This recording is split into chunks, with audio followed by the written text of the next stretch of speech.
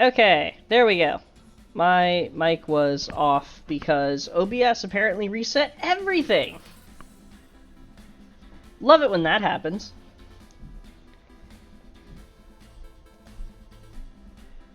Oh, great. Of course it isn't. Because, again, they reset fucking everything. Oh boy. Alright. They should be able to hear you now. Testing. OBS, more like BS. Alright, yeah, I think I'm going through. Alright. Hazard, what's good? Hello! Hold on, I'm just gonna scroll up to the top so I can say hello to literally everyone. Hello, Hazard! Hello, Alxifox? I don't know if I'm pronouncing your name right. Hello, Half Larry. That's what I'm calling you now, you're Half Larry. Hello, Fandra? And... Yee, alright. We are caught up with chat. And now it is time to catch up with Digimon. Because holy fucking shit, there is so much to talk about. Yeah, literally gonna fucking... I think I'm gonna faint in this fucking thing, honestly. This is like a lot of shit. So much fucking shit. Also, did chat get messed up? Oh. Hold on. No, chat's mostly fine. Mostly? Mostly. There we go. Alphamon adopted a dog. What a good guy. Alpha Pup. Alright, so, on the subject of Alpha Pup, we do actually need to check in on our new best doggo, Lugamon, for a couple of reasons. Because first things first, Digimon Seekers hath been bestowed upon us. Yeah. And oh my god! I just hype. pre-ordered the Liquor Band set. I just pre-ordered the set. I'm gonna buy the Black Bee just so that it can match the exact one that was shown off in the trailer. I'm that Fair dedicated. enough. You do realize that a regular Black Bee is what's underneath the band of the 25th anniversary? I don't think it is, actually. I could have sworn it is. There's no marking on it.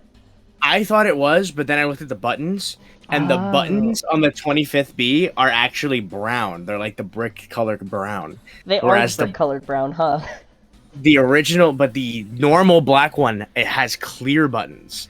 So they are different. So once I found that out recently, and I was very pissed off because that means I have to get a third one if I want to get an accurate linker, which I want an accurate linker because I like collecting all the versions and the different VPETs, and this is both a doc, VPET, Digivice, whatever, so I kind of have to, or it's going to drive me fucking nuts if I have brown buttons. We actually have confirmation now that the official term for something that isn't a Digivice is a dock. We have confirmation, because Bandai used the word for the first time in 10 years!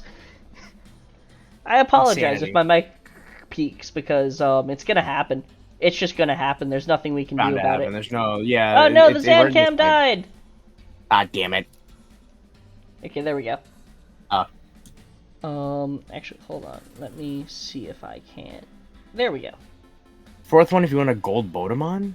Oh yeah, the special bracelet that's coming with Beast and Dragon has a gold Bodemon as the symbol. Oh, yes. I want to, but my wallet's not gonna permit that. I can't do that. I can't. I'm already gonna have to fucking buy a black base B to match with the Linker Band set. So. Yeah, no, listen. I somewhat share your pain. I'm getting my Linker Band set. To be honest, I got it more for the dim, but I do appreciate the look of those bands. Those bands look great. It really transforms the look of it. It's kind of crazy. It does, but at the same time, to me, nothing beats the brick. I don't know why, but just the brick is just too iconic for me. It's just nice. Just the way they did it, it was really nice. Yeah. And so, the best part, though, is that I actually got myself the double V for the Imperial Dramon Dim, and now I have 2 bricks. Oh, you're right. Because I can use both bands. And just leave the actual pink band in my drawer forever. Yeah, that pink band, as someone who owns it, it gets fucking gross. Like, I don't know if it shows up well on camera. It doesn't, so at least when I ever show my stuff on camera, it doesn't look gross. This thing is disgusting. It is so bad. It is so fucking bad. And, like, the brick, just in the... I mean, I haven't used it as much as this one, but it is not staining as bad as this one did. Yeah, no, on my gray, there's, like, no staining whatsoever. Yeah, I'm very happy about that. Yeah. I really hope the linker band doesn't, like, stain, because I might just... That might be, like, my main band. I like, would not blame you in the slightest for that. It's so cool. It really looks cool. Like, it's just such a neat look. Like, I was convinced that it was gonna be like a brand new device, just because like the bands really make it look different. It's really crazy. Yeah, it's true. But like, the best part though is, with enhancements courtesy of Cyanic, double fisting in Beat Saber is peak Digimon training. Holy shit. That is gonna be fucking... That is the new meta. That is 100% the new meta. Like, legitimately, I did, like, 4 songs and 200 points on each wrist. Damn. Did you were watching Digimon Con. Did you see that one presenter that had 3 fucking Vital Braces on? I saw! That is legit about to be me. That is fucking goals right there. Nah, but like, I don't think I can actually pull off wearing 1 on each wrist. Or even wearing 2 on 1 wrist. But what I will probably end up doing is I'm gonna set up my red brick BE as like on my desk with like one of those like the legendary triple fisting. But I'm gonna set up the red BE on like one of those like clear transparent watch stands, hook it up to USB, and then I'm just gonna have it on my desk as like a raising chamber for like legacy dims. That's a good idea, honestly. Cause there's I want to raise all of the Warrior 10. That's the only thing legacy-wise that I feel like I need to do. I need to raise the entirety of the Warrior 10. I need to raise... Oh, don't worry, we haven't gotten to the mind-blowing stuff yet, don't worry. Yeah, we're just getting started. Yeah. But yeah, like, I gotta raise all of the Warrior 10 related Digimon. But on the subject of mind-blowing, let's talk Lugumon. 'Cause this happened. X antibody confirmed. Let's fucking go. Like, I am so fucking happy about this. This is like... I mean, I had a feeling that... Oh my god, Digital Hazard already has Lugumon emotes? Yep. Holy shit, that's amazing. I know, right? I gotta say, I knew... Because they were like, he's a prototype Digimon, just like Ryuda and Doru. But just to get the confirmation... There we go. It's okay. I got it. I'm just so happy. I cannot believe that we're getting this. We're getting a 3rd prototype Digimon. We've got confirmation natural carrier. And on top of that, he finishes the type trio for the other 2. Oh shit, he's a virus? He's a virus! Yo, I'm so happy about this. Like, this is literally just like Vital Brace X. Like, this is exactly like, weren't we not like a week before, like right before Digimon Con, talking about how like there should be some kind of Vital Brace X, and that's probably what they're gonna do, and that's what they're fucking doing. Like, it's so great. Exactly. And what were we talking about? About what was ringing in the BE? What rings in the BE with new fucking X antibody Digimon? Who but Susanomon? Always. Oh shit. Chat. Chat's popping off. Chat's invading. Chat, slow down. You're hurting Azu. She can only handle so much. There we go. I'm just so happy. Yeah. You know, more bands. I'm telling you, I really think this band thing, that's going to be probably the new kind of like meta. I don't know. I can't use the word meta. Right. I think it's going to be the new strategy I for think it's going to be the new strategy for BE stuff. Like, I'm telling you right now, I'm calling it. I feel it. I think we're going to get like a police band with the D Brigade, and then we're going to get a band with a Judge. So we get a new Pulsemon BEM, and it's going to be some kind of yellow band. And then we're going to get Sons of Chaos Crack Team Dim. Absolutely. That's exactly what I think they're going to do. Yeah. I think that's exactly what they're going to do. I think you are absolutely right on that. And to expand on it, and quick warning for chat, we're getting to the mind-blowing shit.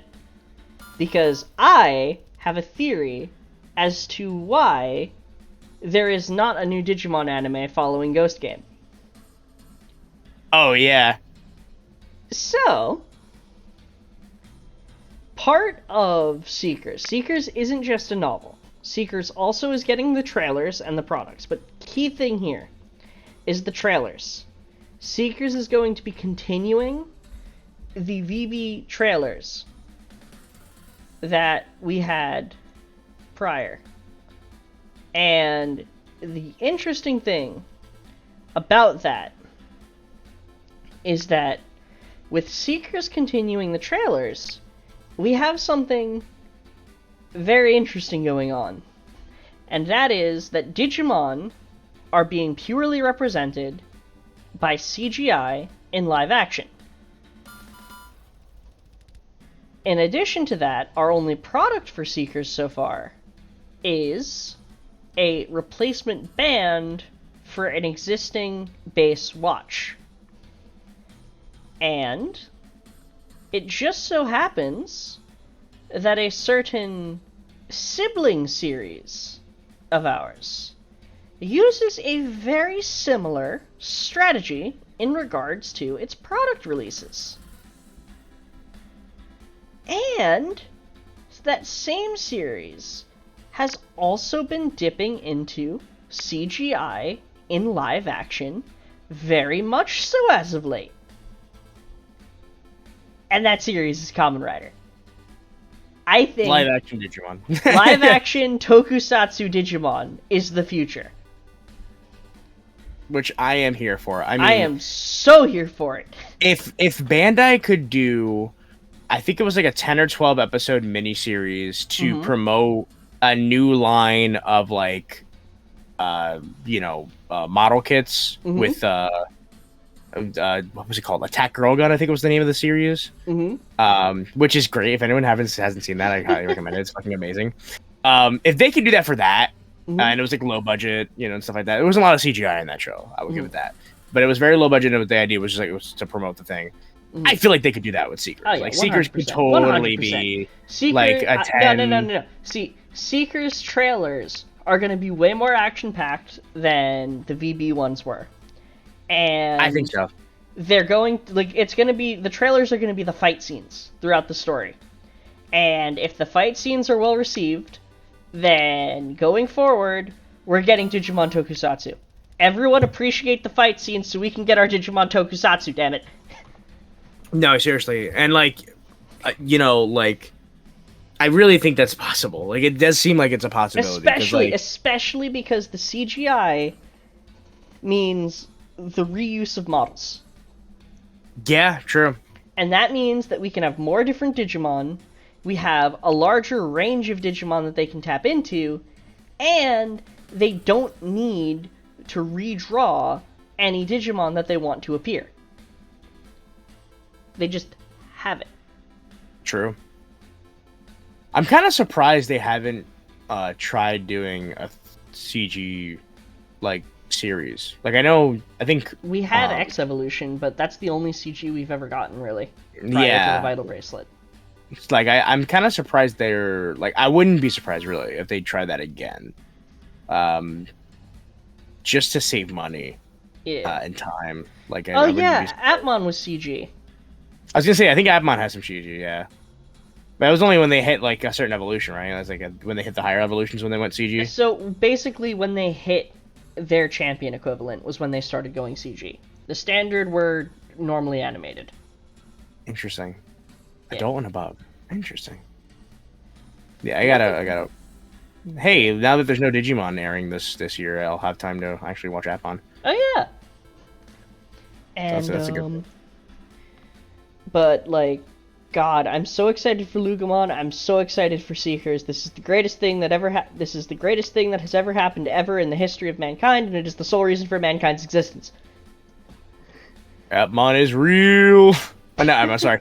The X evolution is real. Seekers is real.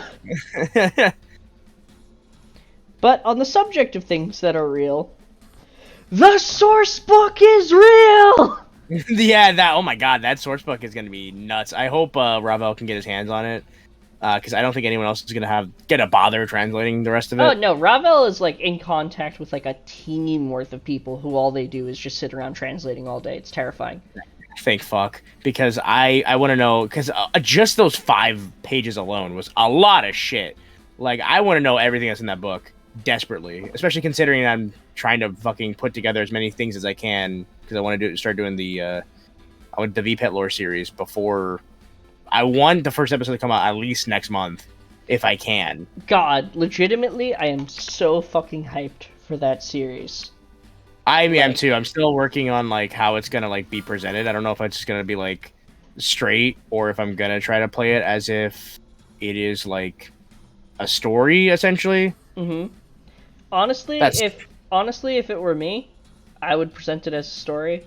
But that's entirely because of the fact that I can't even be certain we're dealing with fiction anymore.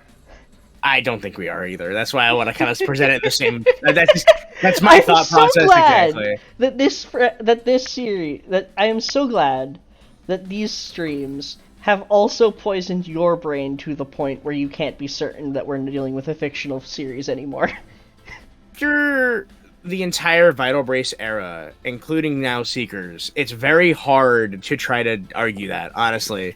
Like, they're going very hard with this. And again, I truly hope, I don't know if they're going to do it, but I really hope that they do canonize the previous Vital Brace era and the app and literally make it like our explanation, whereas like that was testing grounds. We were actually fighting and defeating like threats that were coming through from the digital world into our world, and we successfully fought them off, which is why we don't have apps anymore. Yeah. Or sorry, which is why we don't have the app anymore. That's my theory, and I'm sticking to it because it just feels like that's exactly what's going on here. Oh yeah, the fucking original prototype doc is canon now too. Oh yeah, and if you guys want to talk about canon, just you fucking wait, because I need to actually go and get the fucking Twitter thread to pull this up. So, temporary disappearance of the screen. But, holy shit. Seekers is beautiful. God, there has never been anything I've appreciated more than Seekers. No, seriously. It's like that meme. It's like, I sat at this for 4 hours now.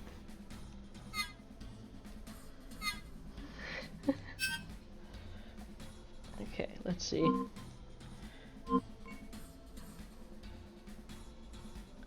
All I have to do is go to Ravel's Twitter and scroll for a potentially infinite amount of time. Oh, yeah. Oh, no. Xanacam is dead again. Did Xanacam die again? I shall return. Okay, I brought you back up, so hopefully it will stop dying. It's all the way downstairs. Hopefully, if I don't get lazy, I want to show you guys what I got. I got something at Katsu. Ooh. What did you get? That is what we will find out. Next time on Dragon Ball Z.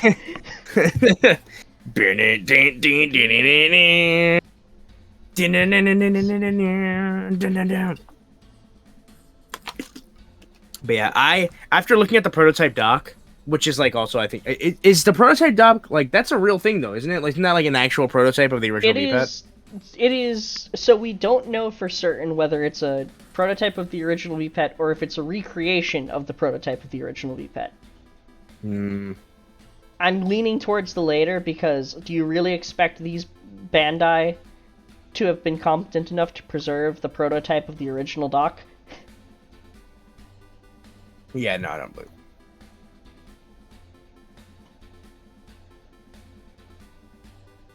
I will say, after looking at the image that's in the book, because I think I want to say it's the highest quality image we have of that so far, because I remember seeing it before, but it was kind of like in a pretty shit quality. I don't think I have the ability. I don't think I have the I don't think I have the ability to, but I would really like to try to make that a real thing, like with a spare 20th. Oh God, yeah. Because like looking at it, it's obviously the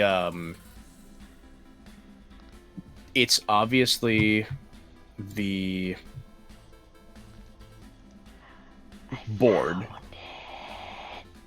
All right. Ladies and gentlemen, it is time for our brains to die.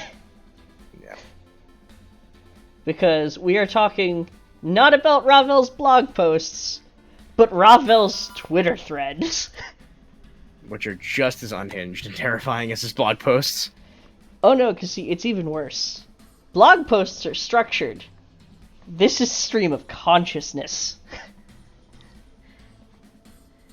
So, first things first. It's a compilation of research reports made in the past 25 years for the history of Digimon. And the theory that we now have is that the origin of Digimon is rooted in a life simulation program that existed in computers prior to the internet.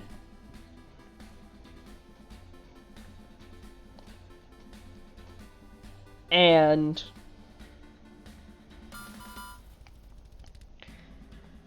basically, the idea being that, or let me just actually click on these so we can read them.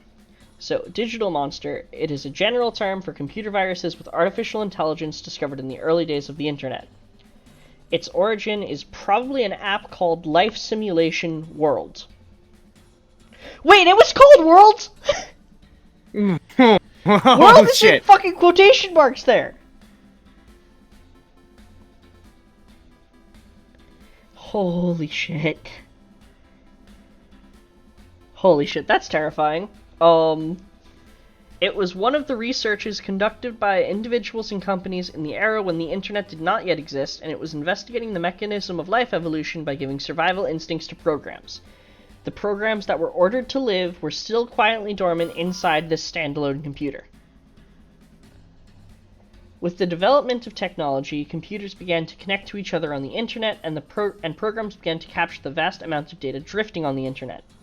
They continued to evolve according to their planted survival instincts and eventually reached the point where they have intelligence. As the number of such intelligent programs increases, they start to gather on the internet.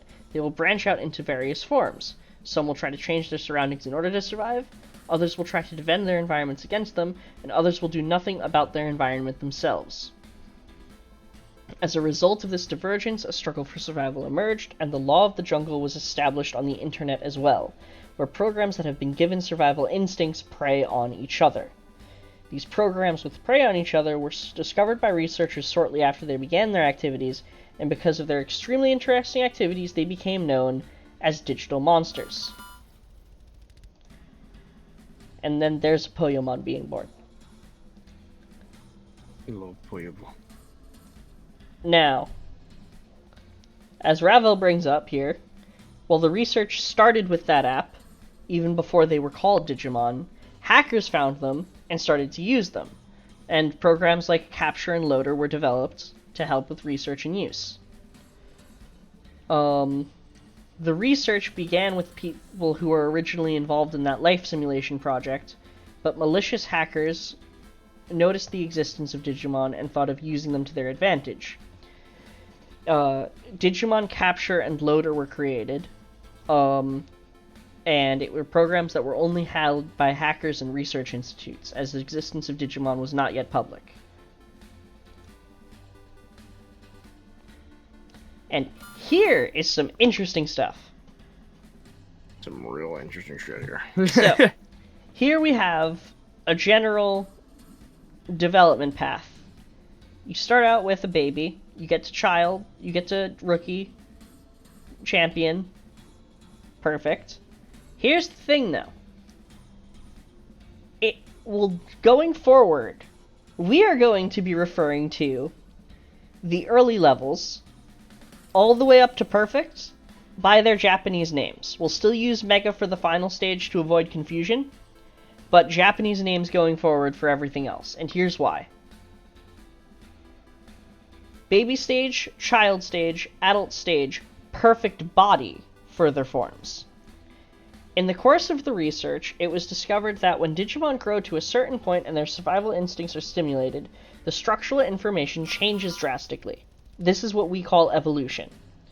And the stages are divided into growth stages are divided into 4 stages. Baby stage 1, baby 2, child stage, and adult stage. That is the full course of the natural evolution cycle. Digimon naturally stop at adult. Individuals that have reached the adult stage have been observed to undergo further evolution and become perfect bodies through the intervention of human hands. This triggered the emergence of individuals that spontaneously became perfect bodies, which later led to the discovery of ultimate bodies that broke through the limits. Perfect and Mega are forms that can only be achieved through some kind of outside influence, at least in the original era. This is what they mean when they bring up how most Digimon do not make it past the adult stage. It's not a matter of dying too quickly. It's not a matter of just circumstance.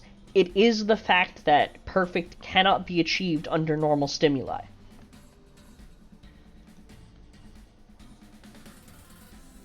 Which really makes you think.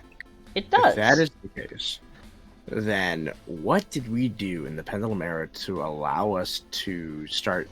Like, what happened in the Pendulum Era to make us able to evolve them? Well, I mean, we talked about that yesterday. I mean, last time we talked, we talked about that, didn't we? Didn't we? Going over Ravel's gears. Shaky shake. Oh yeah, us shaking it. Union oh of yeah, Tamer. Yeah, you're right. I forgot about that. We had Pendulum was the first time that that we had a direct interaction in the battle. A direct connection between Tamer and Digimon, even as rudimentally as power being transferred via fucking kinetic energy. And through that, we were able to evolve them further. Mm-hmm. That is fucking crazy. It's fucking crazy. And it's about to get even crazier, because official recognition of Digimon Capture and Loader outside of Cyber Sleuth. Let's fucking go! Alright. Digimon Capture software was created for researchers' research and hackers' need to obtain Digimon for their own convenience. A PC is a tool that runs on a PC that searches the digital world that exists on the net to discover and capture Digimon. Loader is a software that compresses and transfers Digimon captured by Digimon Capture. The amount of data that makes up a Digimon is incredibly large, and the technology used in the early stages of research did not have enough circuit capacity or hardware specifications to transfer the data. Compression is only possible up to the adult stage. System errors will occur at higher growth stages. Digimon that have been compressed become Digitama, the state they were in before they reached the baby stage. Other than PCs, Digimon Loader can be installed on various mobile devices, and devices with Digimon Loader installed are called docks. Confirmation right here, Capture is not inside of our systems, and Wouldn't you know it, our latest doc is one that can use multiple different sets of Digimon captured data. Sorry, Hazard's comment. Loader, early knower.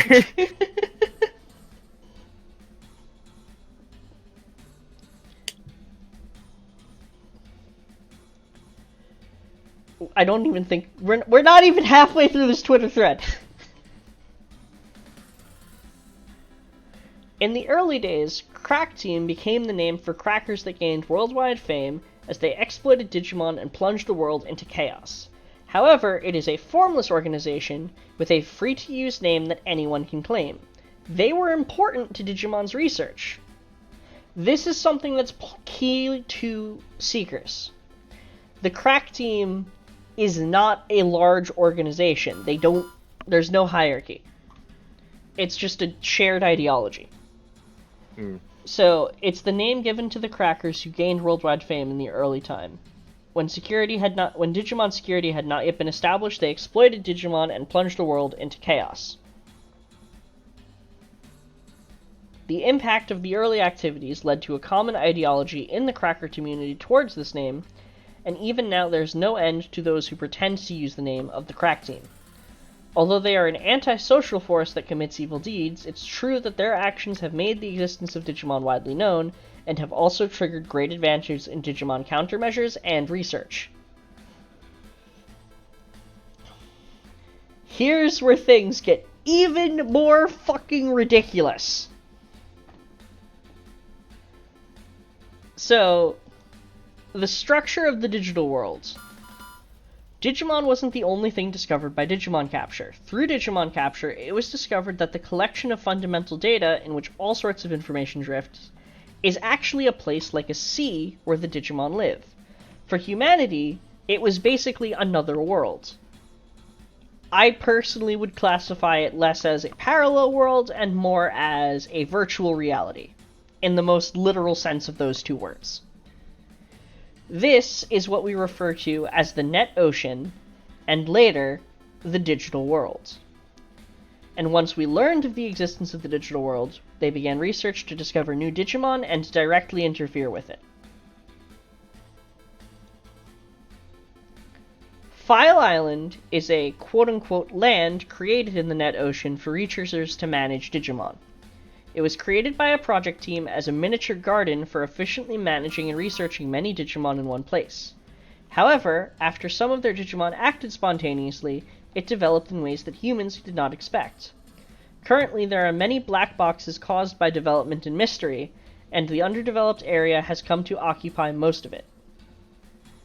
So, what we've got going on here is that as time went on, the digital world and the Digimon themselves came to have so much more of an impact on the systems that we create that we lose control.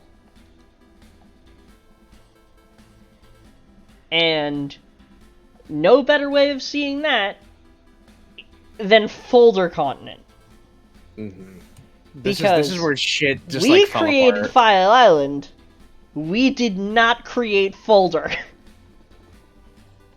We still don't really know why, how it formed, right? It just says so right here. It is still unclear whether it existed there from the beginning, or whether it was a sudden spontaneous occurrence influenced by the development of File Island. Unlike the Digimon on File Island, which were managed by humans, many Digimon with stronger survival instincts and greater power live there. It is also on this Folder Continent that the Megaform was first observed. The struggle for survival among Digimon who have survived on their own power has prompted them to evolve into Mega levels with abilities never before seen by mankind. It's just insanity to me that, this is just, Oh yeah, that's the insanity, not this next part. I mean, it's the beginning of the insanity. I feel like, the origins are pretty humble. It makes a lot of sense, hackers got control of a program, they started using it to do some nasty shit, it got a little out of hand, they went, hey, let's make our own little area to keep testing everything and see how it goes, and then it was all hunky-dory, and then out of nowhere, oh, this world we created is just now a thing unto itself. We don't know how this happened, and then we just lost fucking all control, and we've never been able to gain control back since then.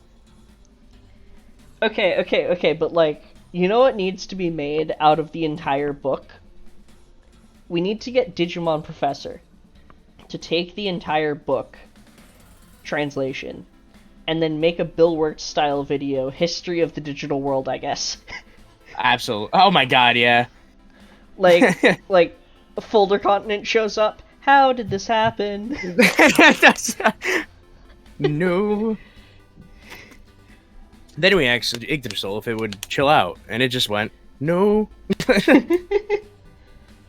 Currently confirmed existences believed to be incarnations of Yggdrasil.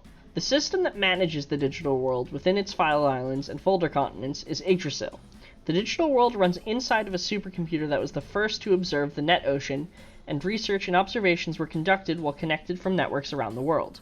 However, as a result of the life simulation, Yggdrasil developed a will that could be described as a self-preservation instinct. And the digital world was cut off from the network by Yggdrasil's will in order to block the enormous amount of data flowing in from the real world. Although it's a conditional reflex to protect the system, since the network was cut off, the digital world has been managed and operated by Yggdrasil's judgment. Since the existence of this intention could not be detected by humans at first, forceful enforcement of problematic management methods such as the activation of the X program was allowed. Yggdrasil developed right under our fucking noses, closed the digital world off from the network, and activated Project Arc to protect itself, and we didn't even know it was there. We didn't even know until it had already fucking happened. Like, how the fuck did, how did the researchers become so unaware of what was happening with their own creation? Like, what the fuck happened? And to that, I answer you, Bandai! Have we not spent practically every day since we've known each other lamenting, Bandai, how could you be this stupid? They lost the fucking protocols for the original digital monster, and you're wondering how an AI developed under their noses. That's true. They just fucking just didn't even realize they were too busy working on the Pendulum Progress. Yeah. So the researchers could see the limits of their research due to the stagnant environment and lack of specifications in the digital world if this situation continued. They decided to incorporate cloud technology as a solution. The system was moved to the cloud through reforms that included the network. Yggdrasil was released onto the network and became aware of the existence of digital worlds outside the one it controlled, such as Iliad or Witch Elny. It began to allow interference from outside systems, and calm returned to the troubled File Island and Folder Continent. This is Pendulum Z. Oh, okay. I was thinking that this was, post-X. Nah. Calm returning to troubled File Island and Folder Continent has to be Pen Z. Because that's the entire premise of the Pen Z. We were able to return to Folder now that things had calmed down after Chronicle X. True. And even the idea that, the idea of returning in general, that's, not just the returning, but also the idea that, Yggdrasil just allowed everything to, kind of connect again. Because that was... he didn't do that until after Chronicle X. Half Larry's just Yggdrasil was a Sega Saturn, that's why. Oh, God. Who's King Drazel? Yeah. Okay, so abnormalities in the ancient digital world. So, this actually mentions something very interesting.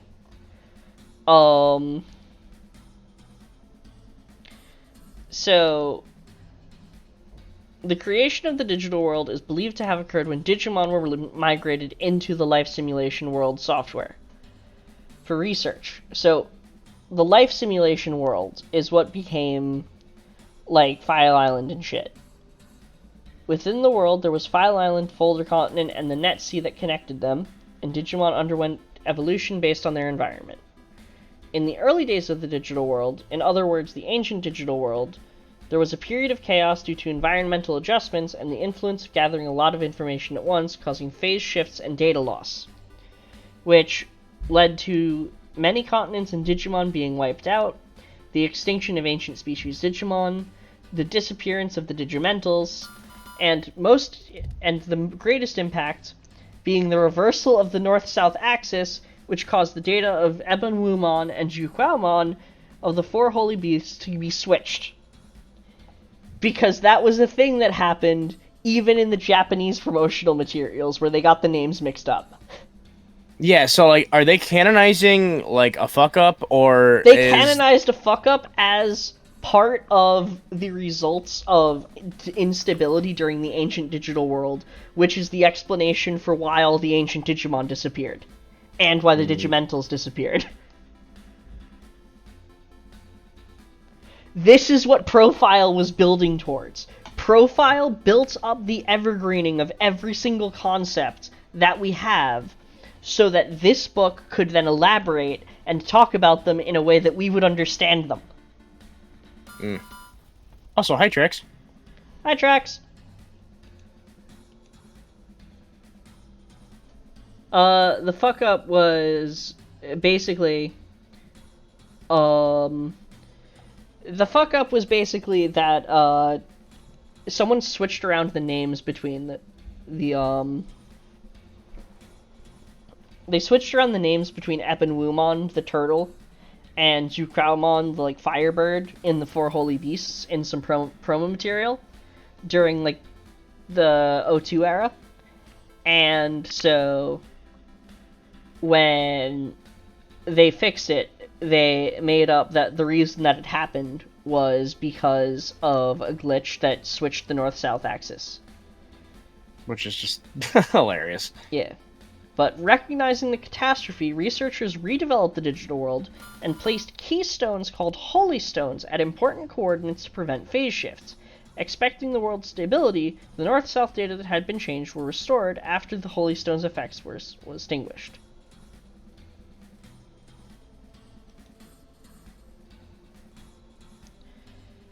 So, here's where things get interesting. After the discovery of Project Arc by Yggdrasil, people felt threatened by the closed environment and clustered parallelized supercomputers and servers that contained the digital worlds around the world by connecting them to each other via networks. The purpose was to distribute the load and improve the processing capacity of the digital world, but this has also brought about the benefit of observing the unprecedented evolution of Digimon, as the separate digital worlds have been reborn as a single world constructed with complex layers. In addition, Yggdrasil's system became open source. As a result of this, allowing various researchers to conduct research and treat the digital world as a cloud. On the other hand, the influx of new researchers and the increasing complexity of the world structure have led to the creation of more black boxes, which in turn have created a causal relationship where problems in the digital world cause events in the real world. Such as raids. The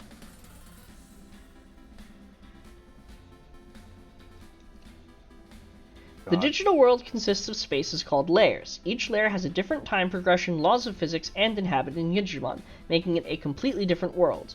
The Another World digital, represented by Witch Elni, is also one of the layers. That's what Agumon was talking about when talking about Witch Elni. That it was a layer, or another dimension. Yeah. Which, like, that... The layers are... You go first. That does track with how the digital world is visualized post X antibody, where like it's like the cloud and like different layers. The layers are separated by the net ocean, but they interfere with each other through the net ocean and can be affected by abnormalities that occur in other layers. Okay, they don't show the picture here. Could have sworn they showed the picture. Oh wait, here's the picture. This is what the digital world looks like right now. It's like a node web, like this. This is a layer, and these like bridges and shit. That's the net ocean.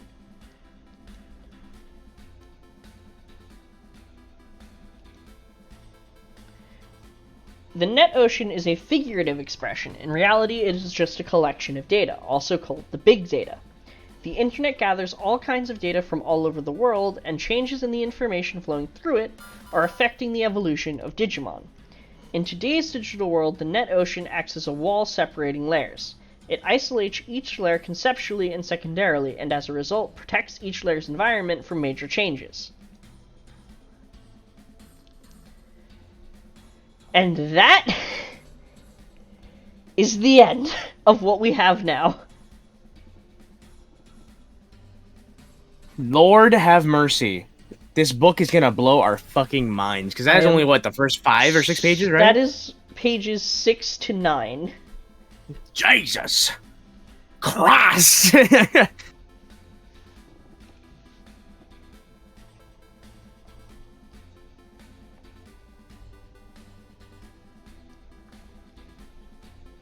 Just like, dear God, that was fucking beautiful, was it not? Yeah.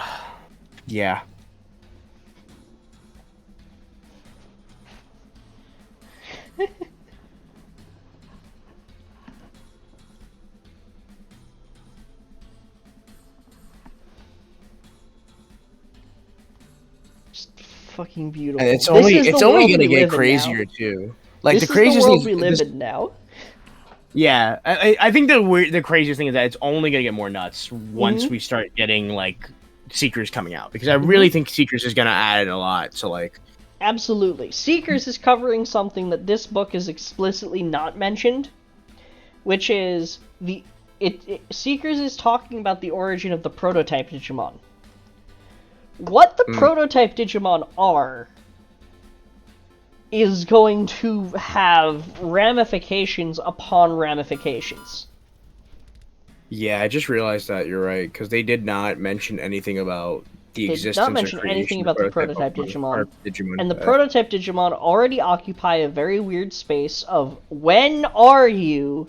How do you have simultaneously the most archaic technology in the digital world, more archaic than the fucking Digimentals, and yet you also are natural carriers of an antibody for a program that did not exist when you were supposedly created?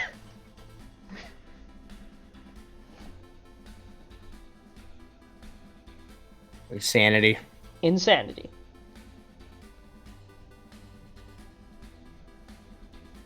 I fucking love this franchise so much.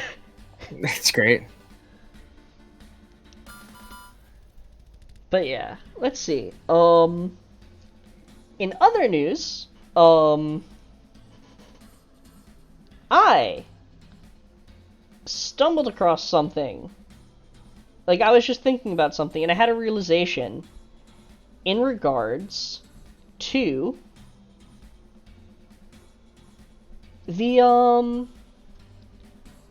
I had a realization in regards to that Ravel blog post that we were looking at for Imperial Dramon. Oh, okay. Yeah.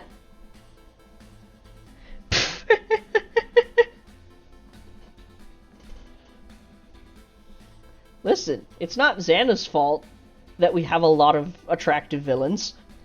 It's like the one constant.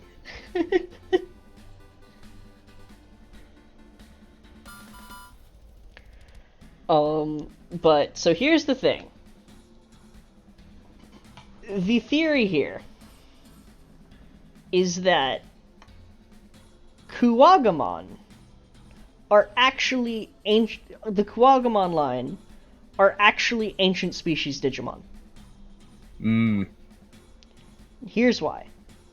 First off, Grand Kuwagamon itself would technically qualify as ancient species given its parallelism to both due to its parallelism to Dragon Mode, the fact that it maintains the free type overall, and the fact that it's Wormmon's Mega. However, here's the interesting thing from Ravel that makes me actually think this is the case. I need to actually go back to the specific Because I was looking into something else on here.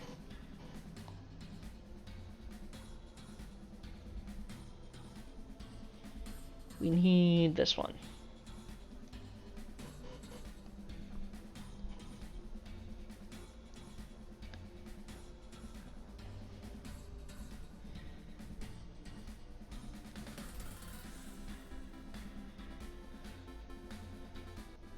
Okay, here we go.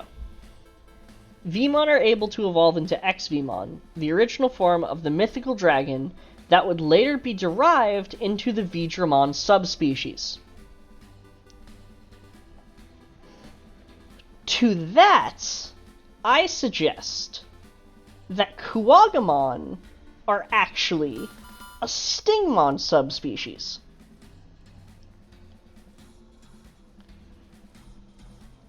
It lines up because we have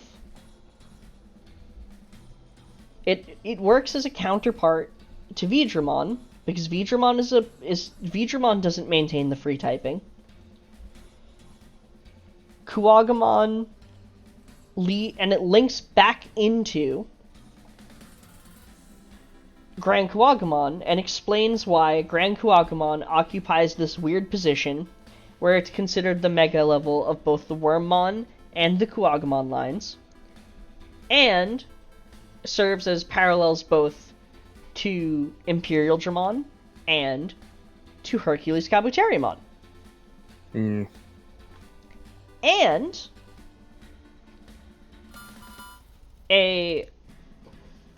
in addition to that, actually wait, I lost where I was going for a second. Is Kunemon a normal rookie? Is Kunemon normally the rookie that they give to Kuwagamon? What is the normal Kuwagamon rookie? For Kuwagamon, you can argue that for sure. At least take the base Kuwagamon line. Mm-hmm. Yeah, the base Kuwagamon line. The reason I mention this is because if Kunemon is considered a rookie for the base Kuwagamon line, the green recolor variant of Kunemon is extremely similar in its coloration to Wormmon. Like, to the point where if it were real life, you would consider it kind of like that kind of mimicry evolution where an animal tries to mimic another one that's poisonous so that it doesn't have to generate its own poison. Oh, yes.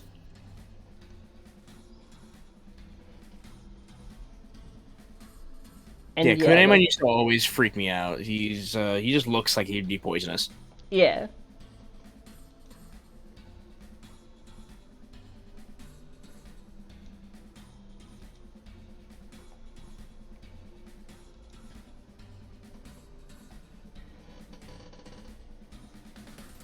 Yeah, and yeah, Lucamon's totally gonna end up as Fenrirmon. Like 100%.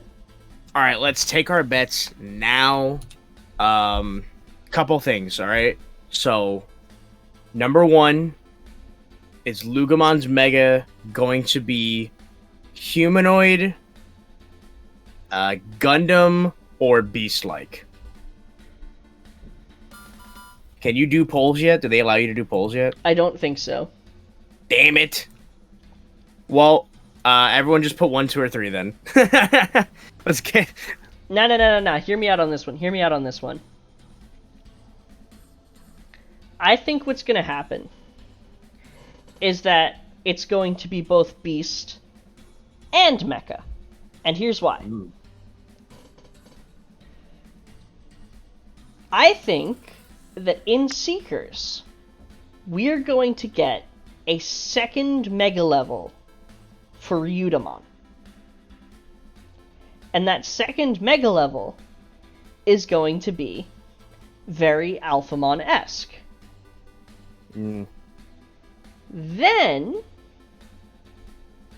Lugamon is going to have one Mega level that is very Alphamon-esque, and one that is very Beast-like.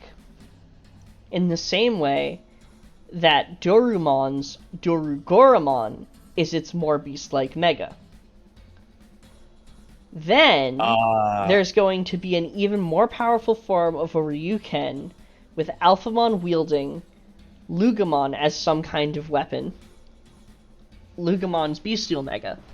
Then there's going to be a counterpart form to that with Ryudamon's Mecha as the Mecha form as the base, with Dorugoromon and Lugamon weapon, and then Lugamon's more mecha form wielding the Oryuken and the Dorugoromon weapon.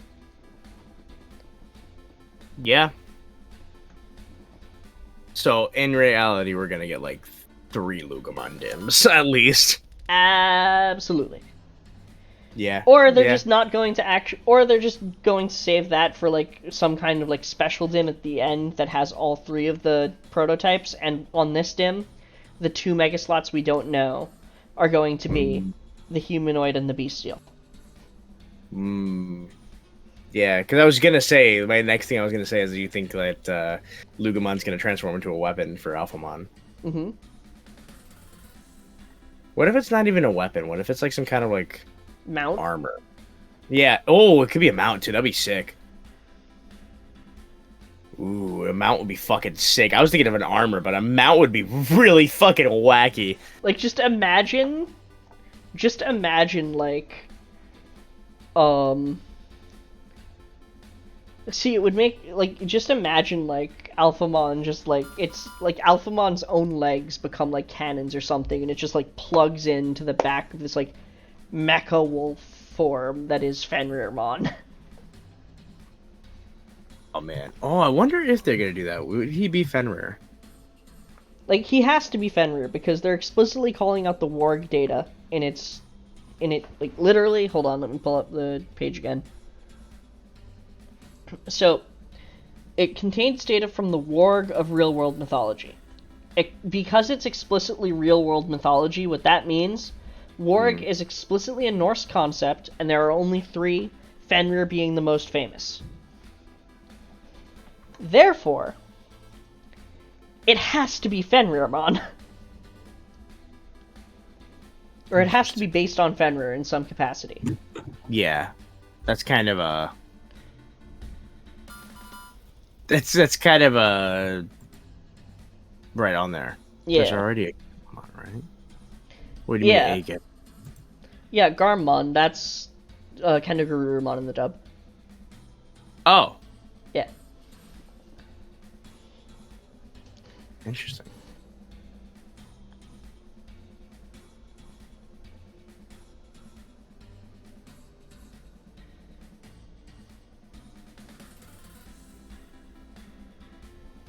I'm really wondering now. Mm-hmm. Like, I wonder if the first, I wonder if the first chapter's really, I wonder how long it's gonna be. So I know that we're getting, I know that they're for the first week we're getting chapters every day. Oh, really? I didn't know that. Oh shit. They really want that to pop off. I'm so excited for it. Jesus. Ooh, Lokimon. I like the idea of that. Oh man, that would be sick. Yeah. And there is a connection there. Fenrir is technically Loki's kid.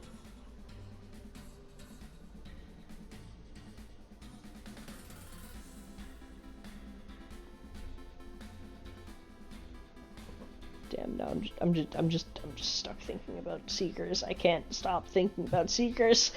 Yeah, since they've announced that, I've just been thinking about that's like all that's been occupying my brain. Yeah. Even at Katsucon, I was just like, man, I wonder how Seekers is gonna be. Yeah. Oh yeah, it's but hard. Fandra, see, here's the thing.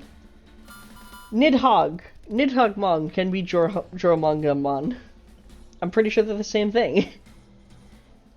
Oh. Larry, how would it connect to the Olympus 12, though?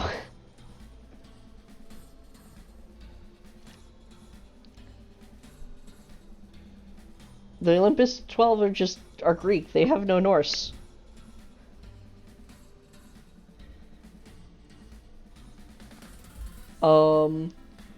But, thinking about Seekers and its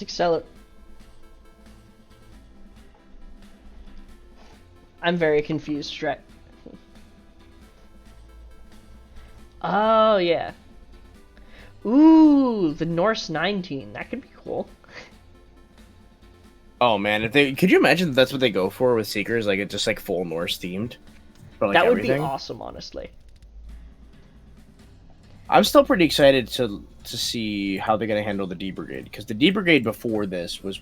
I mean, I The D know. I Brigade think was kind of evil prior to this. yeah, they were definitely an antagonistic force prior to this. Mm-hmm. And the interesting thing that I can see from like at least from what we know so far of the story is that like it seems like this is going to be very much a kind of story where there's no clear-cut good or bad guy Mm-hmm. because the main characters infiltrating the Sons of Chaos Mm-hmm. who are evil, and then we have the Digipolice who have all D Brigade Digimon, which for the longest have been pretty evil. So I feel like it's definitely going to be like kind of like a push and pull, like a back and forth, where like Absolutely. we're gonna see characters that are like fucked up and doing horrible shit on either side. It's gonna be 0-1, where on the one side you have Metsubo Jinrai, and on the other side you have Ames being funded by Zaya. Absolutely, I think that's the best way to put it. But on the subject of the D Brigade, I am so excited for Vitaldramon! Wait for oh yeah, the VTOL D Brigade Digimon. Listen, I'm sorry, I love transport type Digimon, and Vitaldramon might have like surpassed Gigaseedramon for me. The only thing I need is for it to not is that if it's a perfect level, it needs to maintain its status as a transport Digimon when it evolves. Like, just a Mega Digimon that can serve as a transport, and I will be satisfied. I'm really surprised that we're getting transport Digimon for the D Brigade, because I don't think they've had one before, have they? No. Yeah. Very interesting, because we have transport Digimon, but it's mostly a crack team thing. Yeah. That might be the That's reason cool. why it exists, to counteract the crack team's capability. I think that's exactly what the idea too. Yeah. It's just really interesting to be able to see like I wonder what are some of the other things that they're going to try to like adapt essentially to try to fight the crack team with, like. Yeah. I mean, we'll probably get to see Assaultramon actually be used for once. Ooh, that'd be cool. Yeah. Oh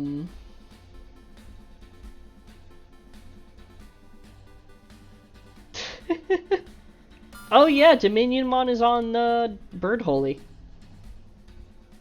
Oh shit! Like not on the pole, but like in the actual dim. Yeah, can't set on the dim. Awesome. Yeah. But on the subject of dims and shit, in Seekers, the protagonist has an accelerator, and I am a very big fan of the accelerator. And on the subject of the accelerator, I posted this earlier today, but I have Partnermon updates, as you can see, to my right. Oh, wait, fuck. I thought I had hand tracking and I forgot. But as you can see to my right, I have my 3 partner Digimon in the form of little babies. However, courtesy of Digital Hazard, I have gained access to a similar kind of Digimon, a similar version of Digimon Capture, which means that we can do this. Ooh.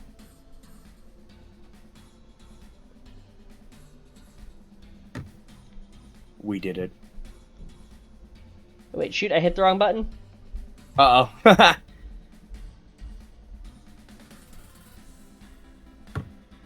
Hold on.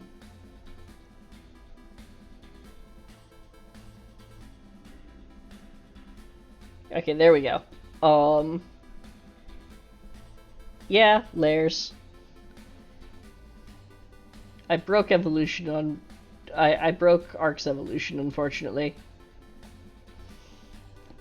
Yeah. It's okay. In the future, when I am allowed to have point redeems, please Twitch, let me have point redeems. These will be controlled by that in a similar manner to on Hazard's stream, because Hazard's stream concept is freaking awesome, and my Digimon really wanted to have that. But, in addition to that, I also now finally have names for these little bugsters. So, Wormmon, or Paladin Mode in her current form, is named Arc. Our version 25th, which is currently a Betamon, is called Kirik. And our little Kurimon, at the moment, is named Khan. No. These names are totally 100% not stolen from the forums of Get a Robo Arc. I have no idea what you're talking about. Let's see, if I finally read that, I would be able to make some kind of statement, but I still haven't read Get a Robo. Yeah. Please read Get a Robo. It's so good. Literally the last section of that manga franchise is an anime. You get to watch the last part. Also, I hit the wrong button again. Oh, damn. Except this time I have to do it twice.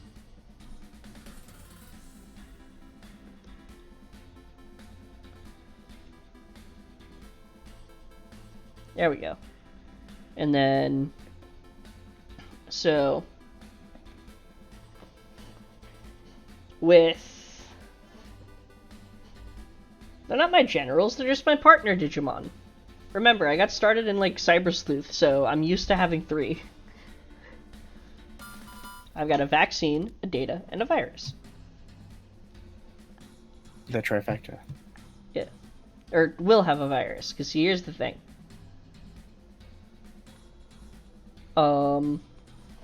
Currently, Khan is a Wezengamamon. But by our next stream, or at least our next Monspiracy, I don't know when the next time I'm going to stream is going to be, it might be tomorrow. But, we're going for Spinomon, because Spinomon is a mega level on the Nature Genome Accelerator, and I love the accelerator. If someone could please make a BE shell that is just an accelerator, I would be greatly appreciative of this. I honestly, that would probably look the nicest, considering that like a lot of the shells that currently exist are very XL-like. Like the Vital Pet literally looks almost like 1-to-1 to Excel. Yeah. I feel bad for the Vital Pet project because like it finally got like to its final stage right as the BE released. Yeah, it's honestly a shame. Like not only that, but like the fact that the BE like straight up like just lets you upgrade via SD card. Like you don't need to make anything like a upgrade memory. Yeah. I'm glad that he's still like continuing it though. Like I was really worried when he posted his update video. Like I didn't like when he first posted, I didn't like watch it immediately. So I was like worried. I was like, oh, my heart dropped. I'm like, oh my god, is he just gonna like stop? And then like thankfully they're gonna. Are they gonna move on to like building things with the BE? Because that would be very fun. So in his update video, Veek mentioned a couple things. First things first, that they did finally ship out everything from the Kickstarter, which was really cool. They're going to do limited releases of shell mods.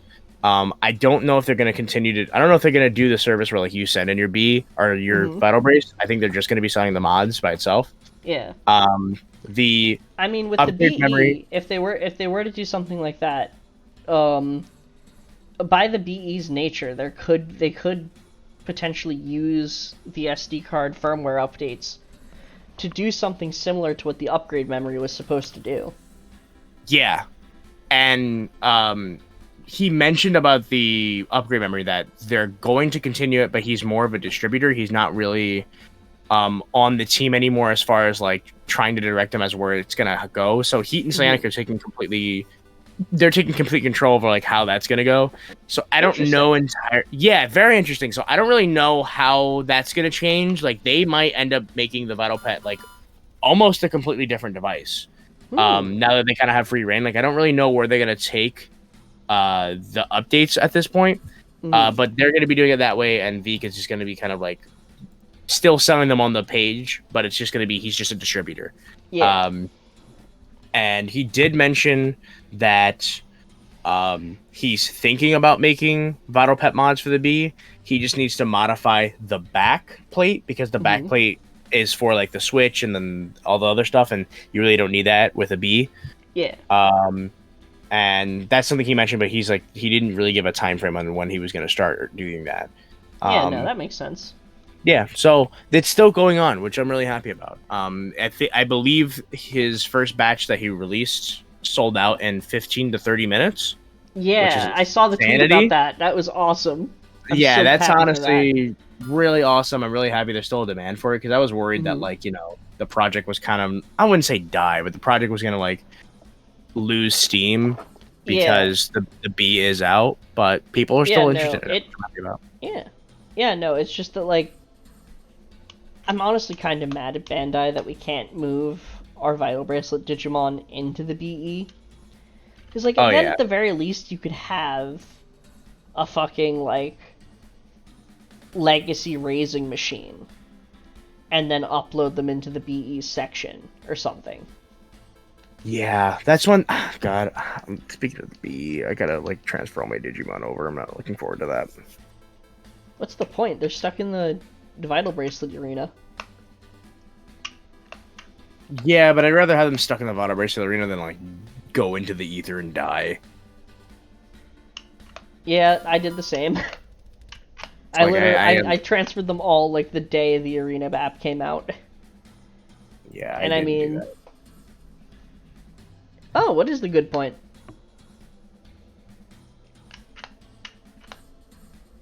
Gives you extra entries in the events. Ah, you're right. That's true. Yeah. And honestly, I mean, most of my good Digimon are on that app so far. I don't have a very good team yet for the BE. That was torture.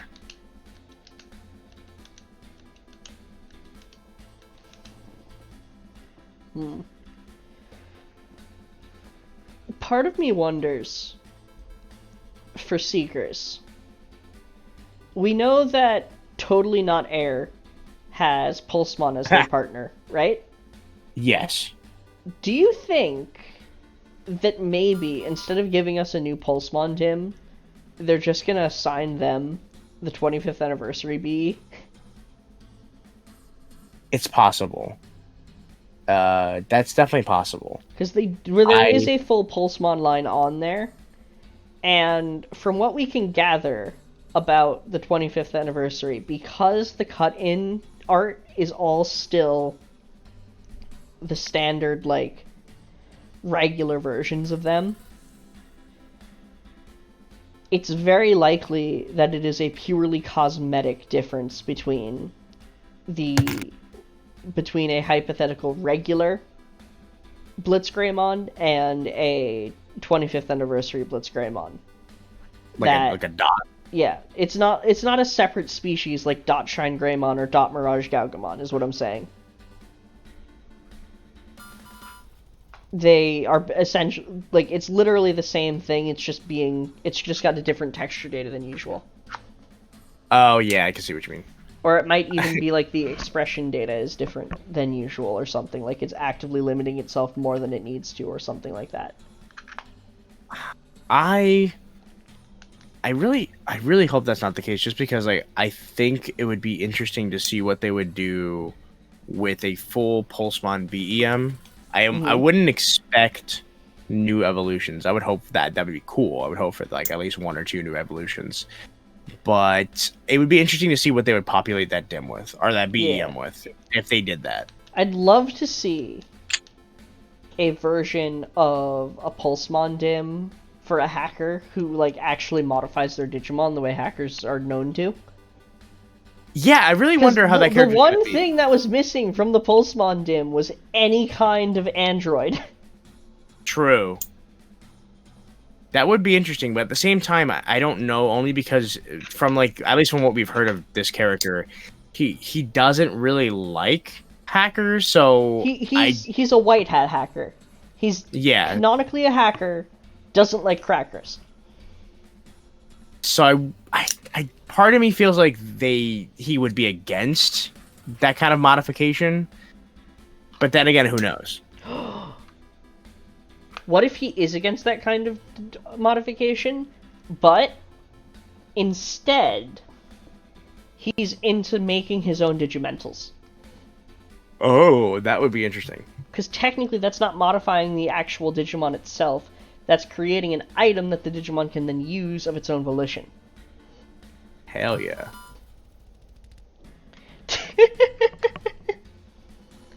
That is the sad part about Seekers, is that Cracker has different connotations depending on who you're talking to and about. Absolutely, it's kind of funny.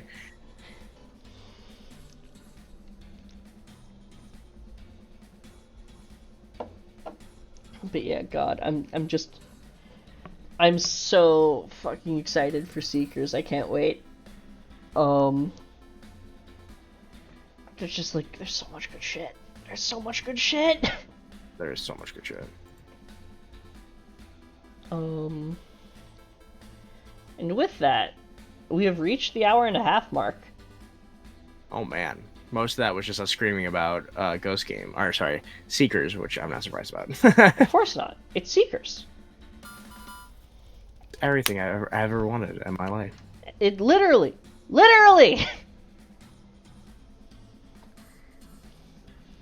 It's like, ever since the fucking Vital Bracelet release, like, me and Air have been going like, yeah, it's like Bandai designed this explicitly to give me heaven on earth.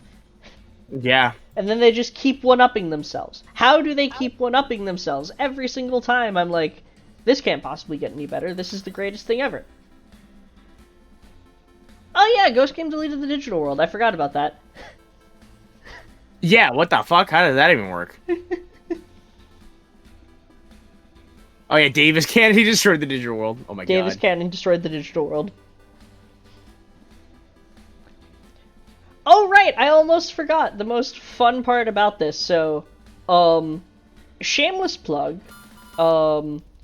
If you are not familiar with these projects, but I was one of the people who worked on both the Digimon Online project, spelt with a 0 and a 1, and the Worlds project, spelt with a 0. And both of these were projects that used devices known as ACOMs or DCOMs, if you've heard of them, which were originally developed by Blade Saber, in order to allow for communication over the internet.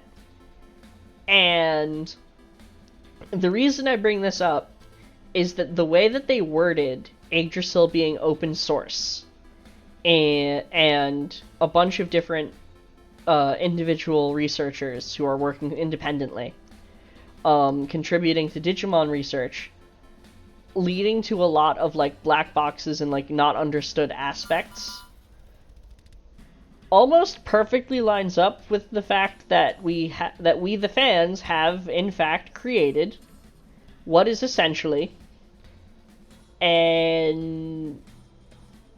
a digital world of our own. Yeah. Which may or may not be canon now? I would argue that the answer is a shocking yes. I want to say yes, but like, there's a part of me that feels like, can I even have that level of hubris? I say why the hell not? Yeah, you know what? Fuck it. But yeah. So we've reached the hour-and-a-half mark. I am going to ride the high of the hubris of Bandai possibly acknowledging World's existence. We can't risk that! They'll shut it down if they... Listen, you need to understand.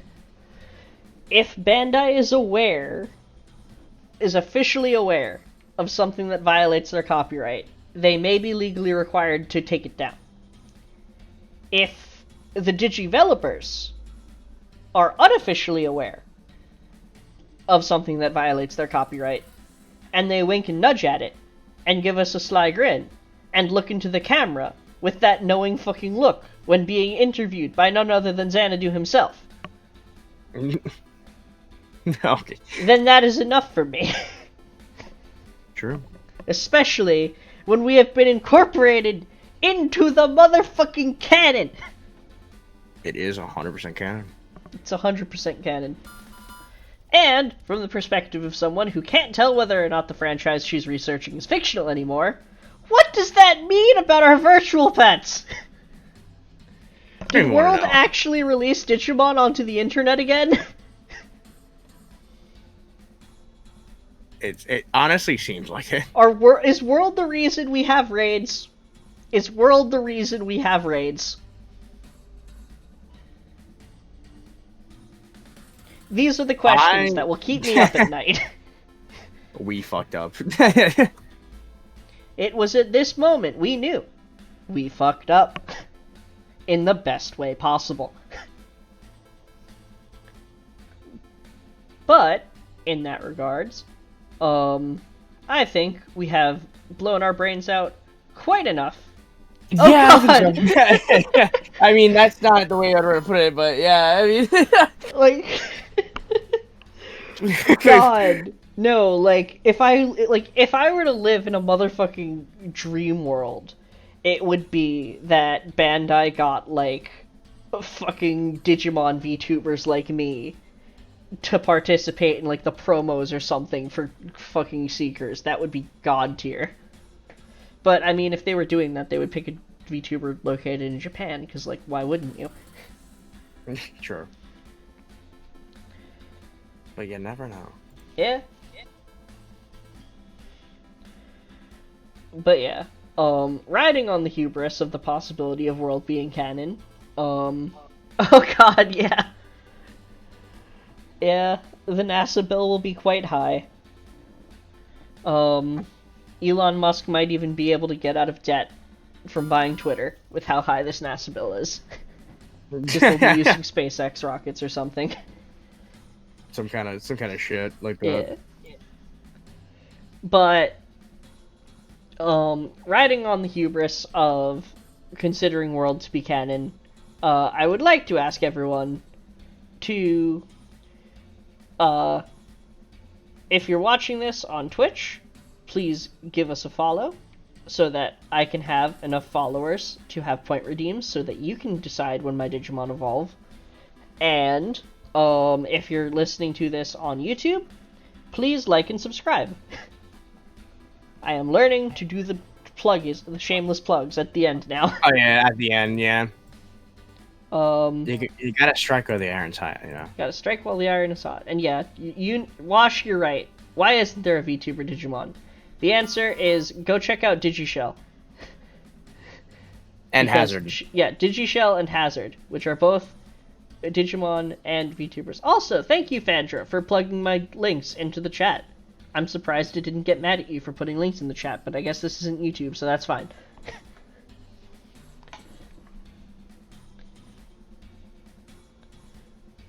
Oh yeah, and join our Discord, where we talk about Digimon 24/7. I'm not joking. I am awake most hours of the day. That is absolutely true. But yeah, with that said, thank you all for joining us for another Monspiracy, and we shall see you all again next time. Bye!